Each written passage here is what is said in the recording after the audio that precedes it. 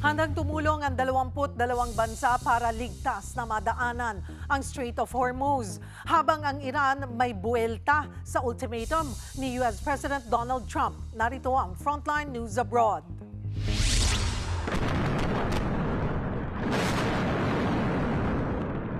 Dumagundong ang airstrike ng Israeli forces sa Qasimiya Bridge sa southern Lebanon.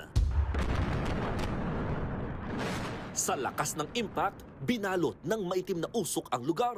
Ang matindi, ang naturang tulay ang nagdurugtong sa southern Lebanon sa ibang lugar sa bansa. Para sa Lebanese government, prelude to ground invasion o pasimula na ng pagsalakay ang Israel. Nadamay ang Lebanon dahil doon nakabase ang militanteng Hezbollah na siyang kaalyado ng Iran. Ang masaklap, damay ang mga sibilyan sa walang patid na bakbakan doon. Sunod-sunod na pagsabog pa rin ang naitatala sa Iran dahil sanib puwersa pa rin ng Amerika at Israel sa pag-atake. 4 na syudad ang muling pinasabog sa Iran.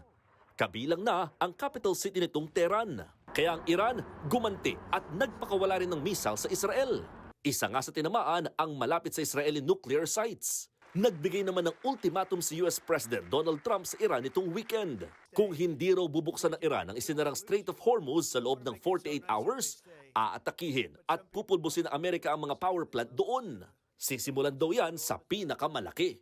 Buwelta ng Iran, kapag ginawa yan ng Amerika, malawakang airstrike ang igaganti nila sa power, energy at communication infrastructure ng Israel. Aatakihin din daw nila ang regional companies ng Amerika sa Gulf countries.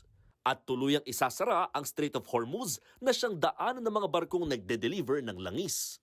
Nagpahayag naman ng 22 bansa, karamihan mula sa North Atlantic Treaty Organization o NATO, kabilang ang Japan, South Korea, Australia, New Zealand, UAE at Bahrain na handa silang tumulong para masecure ang pagdaan sa Strait of Hormuz.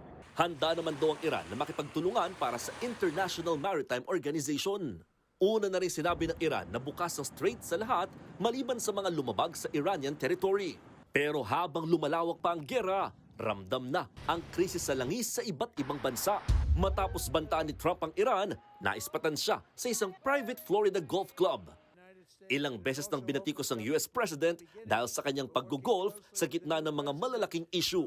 Nagbabalita mula sa Frontline, Mon Gualvez, News 5. Mga kapatid, Cheryl Cosing po. Maging maalam at may pakialam sa mga napapanahong issue at headlines. Mag-follow at mag-subscribe na sa social media pages ng News 5.